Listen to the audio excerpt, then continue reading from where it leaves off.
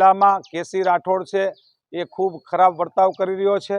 અમારા એજન્ટો છે એમને ક્યાંય ને ક્યાંય ગાળો બોલી ધમકાવવાનું કામ કર્યું હતું। સાંજે જ એસપી શ્રીને રજૂઆત કરી છે। એસપી શ્રીએ મને ખાતરી આપી કે એવું નહીં કરે, એટલે એક એ જગ્યાએ થયું હતું।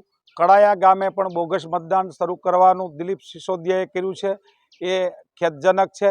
આવી રીતે કડાયા છે, બાદલપરા છે અને ઉના છે, આ 3 પોઈન્ટ ઉપર ક્યાંય ને ક્યાંય દાદાગીરી કરવામાં આવે છે, યા તો એ ગુંડાગીરીનો આશરો લેવામાં આવે છે, એ બરાબર નથી થતું।